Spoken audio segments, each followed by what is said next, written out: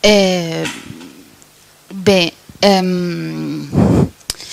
agraïm les intervencions rebudes per part de Comuns i dels socialistes, tot i que no compartim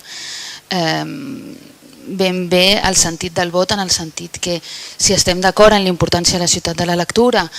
el grup, i repeteixo, d'Esquerra Republicana i Esquerra Unida i Alternativa, perquè aquí tenim una coalició, que és l'única coalició que tenim al nostre municipi i ens sentim molt orgullosos d'això. Precisament com valorem la pluralitat, tenim una coalició, intentem treballar conjuntament, vam tenir una reunió per parlar d'aquest tema i d'aquesta moció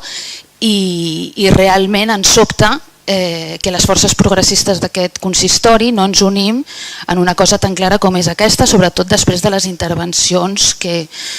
ni esmentaré que hem hagut de sentir en aquest ple. Evidentment,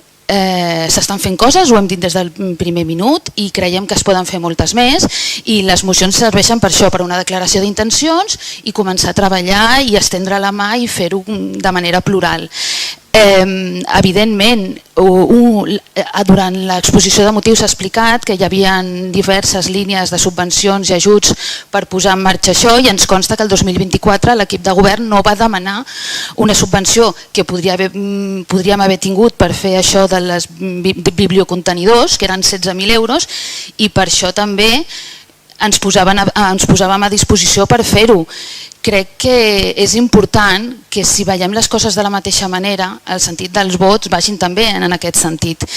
I ens sobta molt més dels comuns, però també ens sobta sense sobtar-nos, perquè al final formen part de l'equip de govern i molts cops es veuen condicionats per aquesta condició, malgrat que estan en un govern que té majoria absoluta i que no es necessita.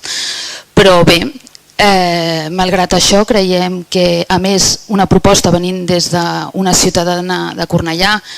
que ens l'ha fet arribar i que si escoltem a la ciutadania doncs una bona manera era fer això. Però bé, una llàstima i evidentment a favor de continuar fomentant la lectura a la nostra ciutat i en tots els idiomes que la ciutadania ho consideri oportú. Gràcies.